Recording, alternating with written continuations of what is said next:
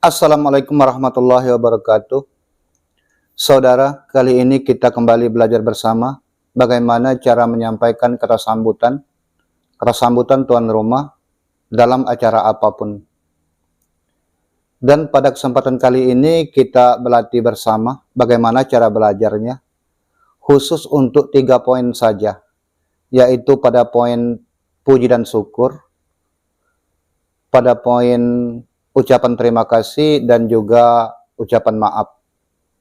Karena sebagaimana kita ketahui secara umum bahwa kata sambutan tuan rumah dalam acara apapun itu poin-poinnya terdiri dari beberapa poin, yang diantaranya satu pembukaan, kemudian mukaddimah dalam bahasa Arab, lalu puji dan syukur, ucapan terima kasih, ucapan maaf, kemudian menyampaikan tujuan kita mengundang, harapan, terus ajakan santap bersama atau makan bersama, dan terakhir penutup.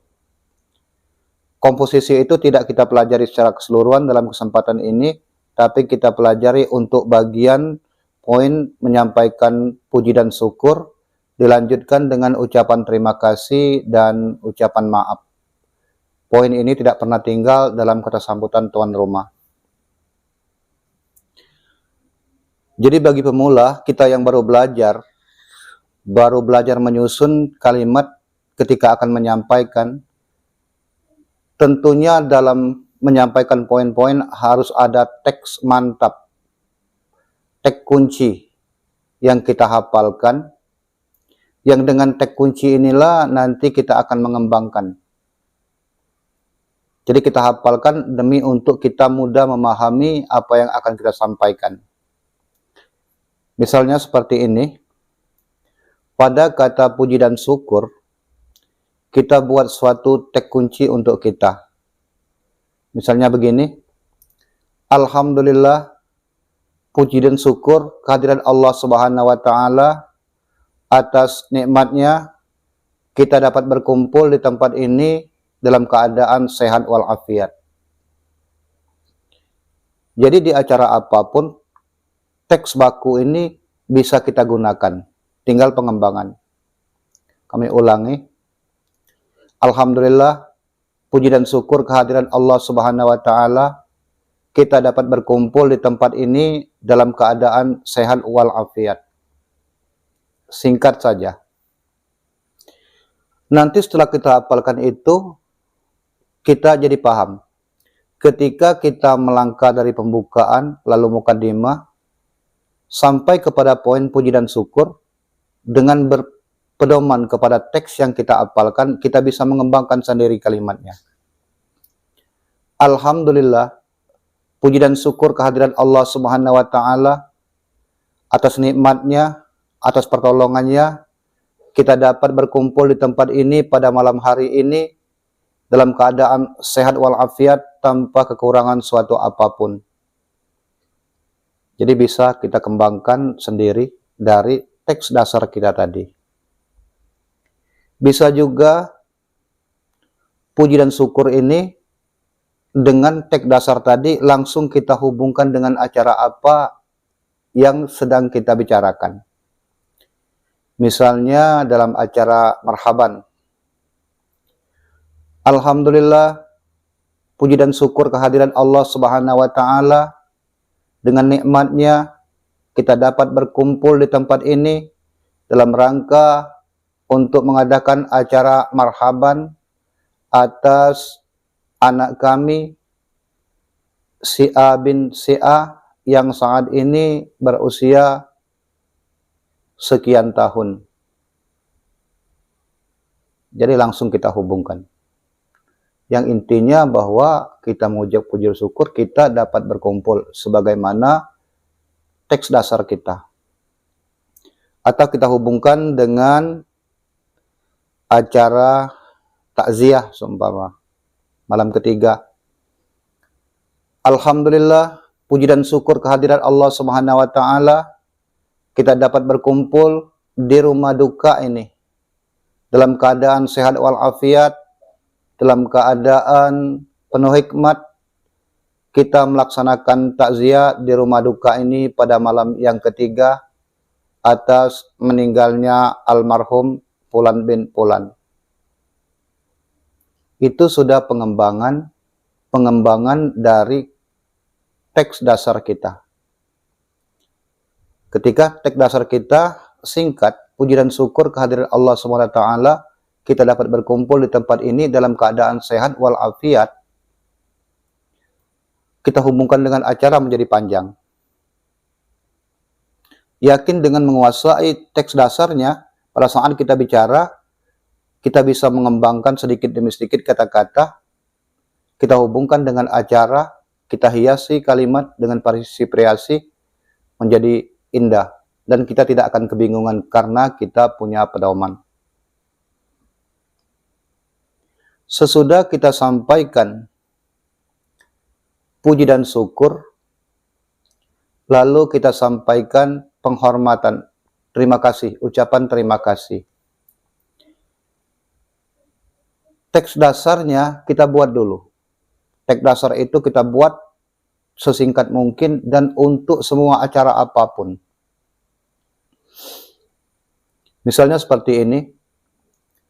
Kami banyak mengucapkan terima kasih kepada Bapak dan Ibu yang telah sudi hadir memenuhi undangan kami.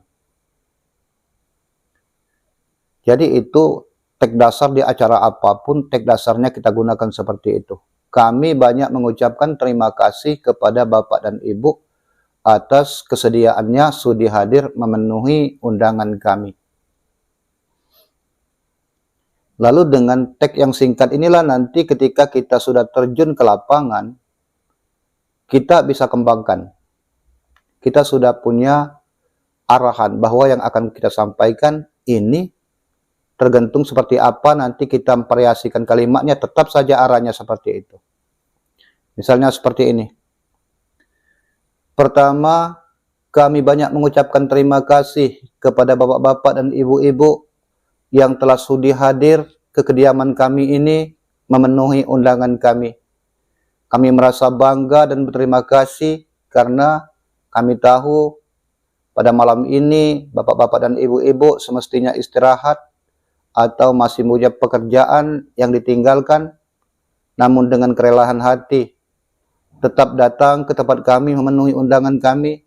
Kami banyak mengucapkan terima kasih. Jadi dari teks dasar yang singkat tadi, kita kembangkan dengan apa yang ada di pikiran kita, kalimat-kalimat yang langsung kita cetuskan dengan karangan spontan. Sesudah itu, sudah ucapan terima kasih, serangkai dengan itu juga kita mengucapkan maaf. Kata maafnya seperti apa? Kita buat dasarnya juga.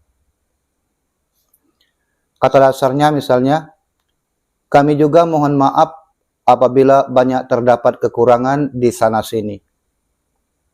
Singkat saja.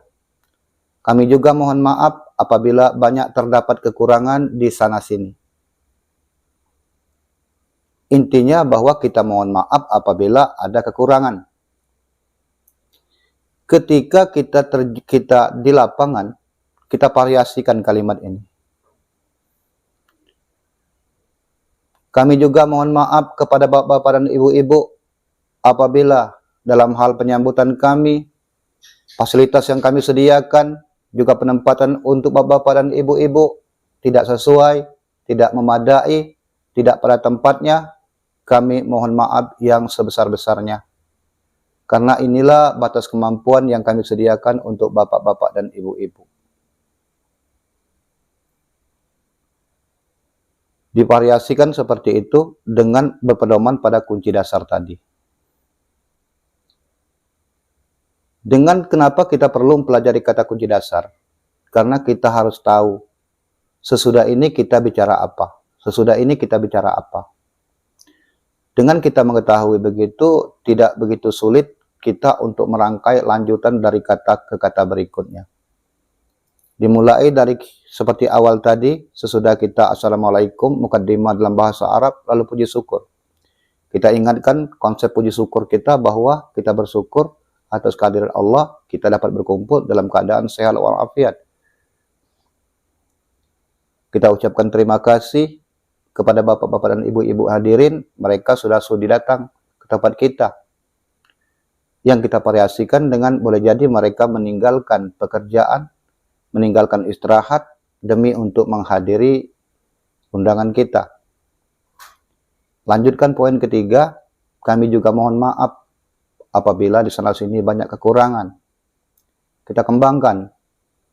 Kami juga mohon maaf apabila dalam hal penyambutan kami, penempatan kami, tata krama kami tidak sesuai, tidak memadai, tidak pada tempatnya, kurang memuaskan, kurang berkenan bagi bapak-bapak dan ibu-ibu.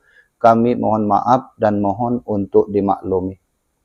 Dari kata dasar, kalimat dasar yang kita jadikan pedoman pegangan kita kembangkan, sehingga di satu kesempatan dengan kesempatan lain kalimat kita tidak sama. Pada kesempatan yang lain, yang satu kita bicaranya seperti ini, pada kesempatan yang kedua kita bicaranya seperti ini, namun intinya tetap pada kalimat dasar kita. Masih itu juga yang kita sampaikan, hanya cara penyampaian yang berbeda. Jadi begitu saudara, cara kita belajarnya mengenai cara menyampaikan kata sambutan tuan rumah di acara apapun. Semoga dengan pembelajaran seperti ini buat kita bermanfaat kita bersama, karena kita pada dasarnya sama-sama belajar, kami pun masih terus belajar, tidak ada niat menggurui. Semoga dengan kita rajin sama mengajar, mengajari, sama mengisi, kita semakin maju dan kita semakin percaya diri untuk mengabdi di masyarakat melalui apa yang kita bisa. Ini saja yang kami sampaikan, kami akhiri. Wabillahi taufiq wal hidayah. Wassalamualaikum warahmatullahi wabarakatuh.